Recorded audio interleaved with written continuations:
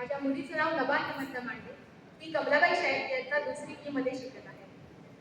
आज बाल शिक्षण तज्ञ ताराबाई मोडक यांच्या पुण्यतिथीनिमित्त आपण सर्वजण जमले आहोत. उपस्थित सर्व मान्यवर, आदरणीय सर्व गुरुजन वर्ग, उपस्थित सर्व पालक वर्ग आणि माझ्या लाडक्या मुली. आजचा विषय खरं तर खूप गंभीर आहे. बाल शिक्षणात पालकांचा सहभाग. माझाही विषय हाच आहे. शाळा आणि पालक हे एकमेकांशी संलग्न असतात. घरी जसे आई वडील आपल्या पाल्यावर संस्कार करतात, त्याला त्याचे संगोपन करतात, त्याचप्रमाणे आपला पाल्य शाळेत गेल्यावर शाळा त्याचं पालकत्व स्वीकारते आणि त्याच्या सर्वांगीण विकासासाठी प्रयत्नशील असते. खरं तर शाळा आणि पालक यांना जोडणारा दुवा म्हणजे आपला पाल्य. जर शाळेसोबत पालकांची जोड असेल तर आपल्या पाल्याचा अधिक विकास होऊ शकतो आणि तो सर्वांगीण विकास त्याच्या यशामध्ये, त्याच्या उज्ज्वल भविष्यामध्ये निश्चितच कामाला येतो. पण विद्यार्थ्यांच्या मनामध्ये हा माझा, हा पण त्याचा असा अपप्रत भाव निर्माण होऊ न देणं हे देखील आपलं कर्तव्य आहे. अयज्ञेच्या परो वेती गणनाम लघुचेतसाम उदारचरितानां तु वसुदैव कुटुंबकम ही भावना आपल्या पाल्याच्या मनात रुजवणं ही पण आपली एक जबाबदारी आहे. म्हणूनच पालकांचा सामाजिक आणि शैक्षणिक सहभाग हा अत्यंत महत्त्वाचा आहे. विद्यार्थ्यांना शाळेत गणवेश का असतो? तर श्रीमंत असो अथवा गरीब, सर्व विद्यार्थी हे एकाच रेषेत, एका समान पात्रतेचे आहेत ही भावना निर्माण व्हावी. आता बाल शिक्षणात पालकांचा सहभाग म्हणजे काय? तर सक्रिय सहभाग हा अपेक्षित आहे. आपण आपल्या पाल्याला शाळेत घातलं, त्याची फी वेळेवर भरली आणि त्याला लागणारं साहित्य घेऊन दिलं, त्याला वह्या पुस्तकं घेऊन दिलं म्हणजे आपली जबाबदारी संपली का? पुढचं सर्व शाळेतने किंवा शाळेच्या शिक्षकांनीच पाहायचं असं होतं का? तर नाही. रोज आपल्या पाल्यासोबत आपण स्वतःही वाचनाला बसा. पालकांनी तर खरं अनेक मुद्दे मांडले, पण मी माझ्या परीने मांडण्याचा प्रयत्न करते. पालकांचा आपल्या पाल्यासोबत रोज वाचनाला बसा, त्यांच्याशी रोज संवाद साधा, दिवसभरातल्या घडलेल्या घटनांबद्दल त्यांच्याशी मोकळेपणाने बोला. शाळेमध्ये काय सुरू आहे, काय नाही हे आपल्या पाल्याला दररोज विचारायचं.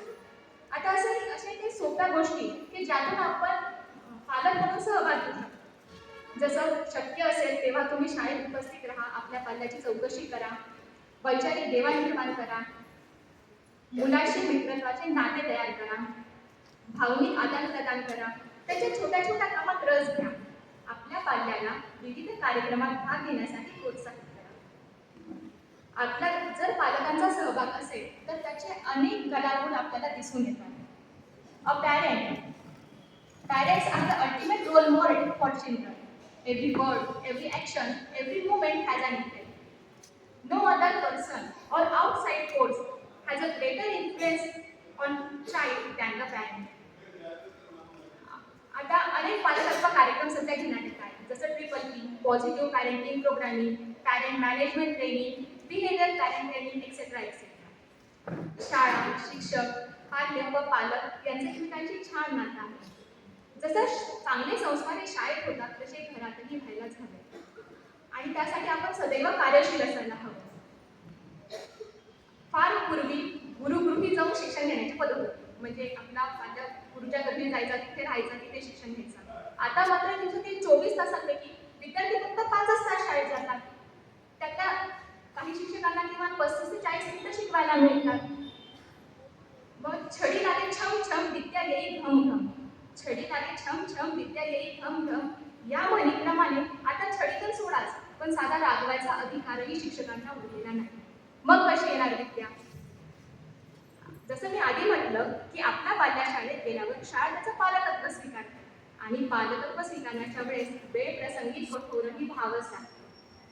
म्हणून सारीच मुलं काही स्वयंशिस्तीचे नसतात, तर त्यांना शिस्त लावण्यासाठी, त्यांच्या उज्ज्वल भविष्यासाठी शिक्षक हे कठोर होतात, वेळ प्रसंगी कडक वागतात आणि त्यांना धाकही दाखवतात. म्हणून हे प्रत्येक पालकाचं कर्तव्य आहे की आपल्या पाल्याला विनाकारण शिक्षा झालेली नाही आहे ना हे आधी तपासून पाहावे आणि मगच बोलावे. A teacher should inspire their child to reach the academic success, but a parent should inspire their child to use that success in a positive way to change the world. आता आपण काय करायचंय तर आपल्या पाल्याला नियमित शाळेत पाठवायचं आहे, त्याचा गृहपाठ व्यवस्थित करून घ्यायचा आहे, त्याची उजळणी करायची आहे. आणि शाळेतल्या आलेल्या सूचनांची पूर्तता आपल्यालाच करायची आहे. शिक्षक आणि पालक यांचं नातं म्हणजे गुरु शिष्य हे नातं जे आहे हे किती छान आहे हे आपल्या पाल्याला समजून सांगावे. शिक्षकांचा आदर केलाच गेला पाहिजे ही शिकवण त्याला कायम द्यावी. वर्गाची भली मोठी संख्या बघता प्रत्येकाकडे वैयक्तिक लक्ष देणं तसं जरा कठीणच आहे. म्हणूनच पालकांनी जागरूक आणि सजग असणं खूप गरजेचं आहे. पालकत्व हे जगातील सर्वात कठीण कामांपैकी एक आहे. पण म्हणून पालकत्व ही काही शर्यत नाही किंवा मॅरेथॉन नाही. प्रत्येक पालक आपल्या पाल्यासाठी काय चांगलं आहे ते हळूहळू शिकत जातो आणि तसं तो आपल्या पाल्यालाही शिकवतो. आपल्या पाल्याला कोणत्याही प्रकारचं नैराश्य येत नाही आहे ना याच्याकडे लक्ष द्यावे.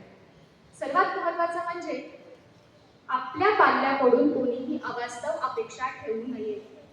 मुलांच्या उपजत कलागुणांना वाव द्यावा, त्यांना खतपाणी घालावं, एखाद्या विशिष्ट विषयात असलेला त्यांचा रस, विशिष्ट विषयात खेळात असलेली त्यांची रुची हे पाहावं आणि त्यांना प्रोत्साहन द्यावं.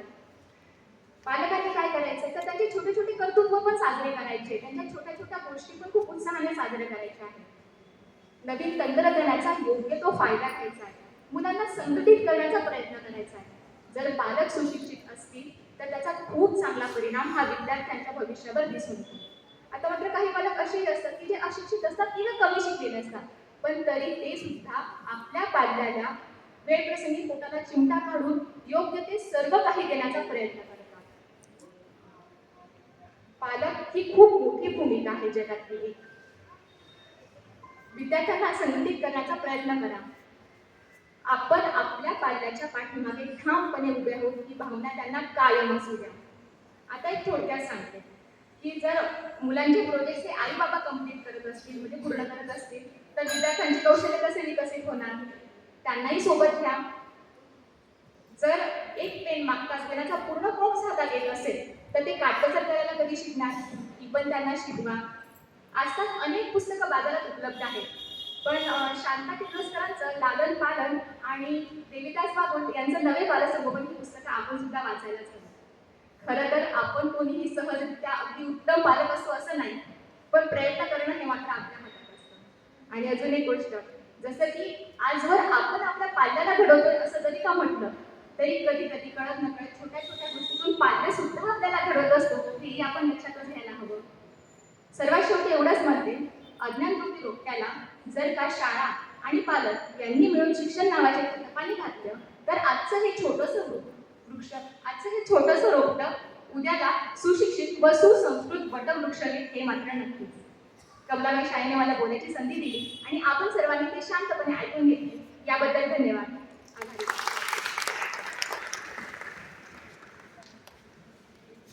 श्री अविनाश